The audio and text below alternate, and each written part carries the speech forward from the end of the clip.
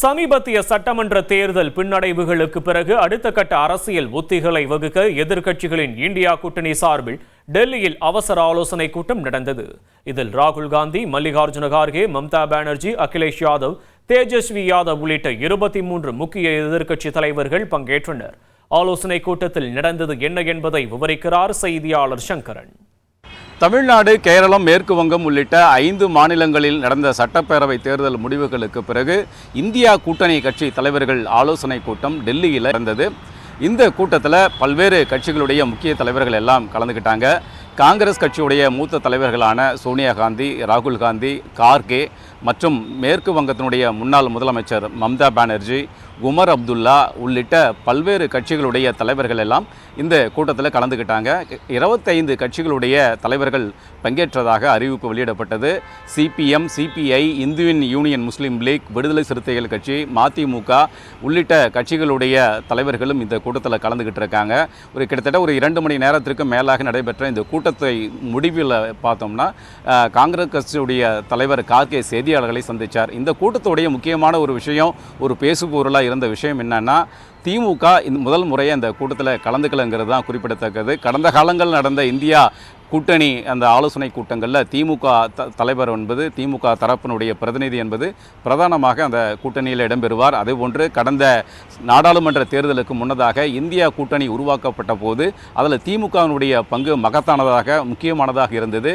இப்படிப்பட்ட ஒரு சூழலில் தமிழக சட்டப்பேரவை தேர்தலில் திமுக தோல்வி அடைந்த நிலையில் அந்த கூட்டணியில் இருந்து காங்கிரஸ் வெளியேறி தமிழக வெற்றி கழகத்தோட கூட்டணி அமைச்சு ஆட்சி, அதாவது அமைச்சரவையிலும் பங்கேற்று இருக்கு. இதற்கு கடுமையான எதிர்ப்பு தெரிவித்த திமுக தலைமை இந்த காங்கிரஸுக்கும் திமுக இடையிலான பல்வேறு கருத்து வேறுபாடுகள் எல்லாம் ஏற்பட்டன. இதன் காரணமாக டெல்லியில் இன்று நடந்த அந்த இந்தியா கூட்டணி கட்சி தலைவர்களுடைய ஆலோசனை கூட்டத்தை திமுக புறக்கணித்தது என்பது குறிப்பிடத்தக்கது. மேலும் இந்த கூட்டத்தில் பல்வேறு முக்கியமான விஷயங்கள் எல்லாம் நாங்கள் ஆலோசித்தோம் அப்படின்னு சொல்லிட்டு கார்கே சொல்லியிருக்காரு.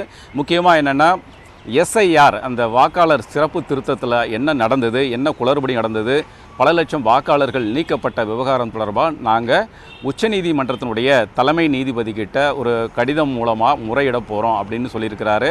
அது மட்டும் இல்லாமல் நாடு முழுக்க வேலையின்மை பிரச்சனை மிகப்பெரிய உருவெடுத்திருக்கிறது. இளைஞர்கள், படித்தவர்கள் எல்லாம் பாதிக்கப்பட்டிருக்கிறார்கள் என்றும் தெரிவித்திருக்கிறார். மேலும் பாஜக அரசு அல்லாத பிற கட்சிகள் ஆளக்கூடிய மாநிலங்களில் மத்திய அரசு புறக்கணிக்கிறது, சரியான ஒரு ஒத்துழைப்பு தருவதில்லை என்ற ஒரு குற்றச்சாட்டையும் முன்வைத்திருக்கிறார்.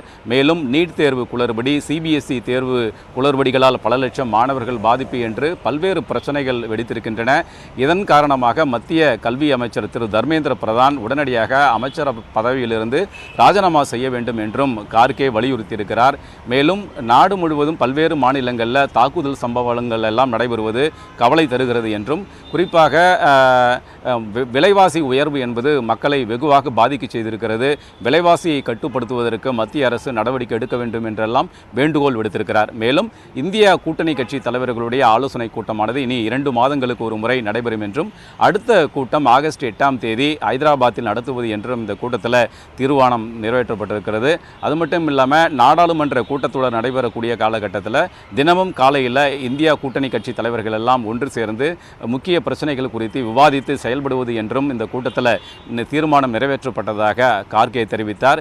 இப்படியாக இந்த இந்தியா கூட்டணி கட்சி தலைவர்களுடைய அந்த ஆலோசனை கூட்டம் என்பது ஒரு நீண்ட இடைவெளிக்கு பிறகு டெல்லியில் இன்று நடந்திருப்பது குறிப்பிடத்தக்கது. இன்னும் வரக்கூடிய காலங்களில் அடுத்தடுத்து இந்த கூட்டங்கள் எல்லாம் நடைபெறும் என்றும் எதிர்பார்க்கப்படுகிறது. இனி செல்லும் இடமெல்லாம் செய்தி. தந்தை டிவியின் வாட்ஸ்அப் சேனலை ஃபாலோ பண்ணினா செல்ல இருக்கும் இடமெல்லாம் செய்தி. இதோ QR கோட், இப்பவே ஸ்கேன் பண்ணுங்க, ஃபாலோ பண்ணுங்க.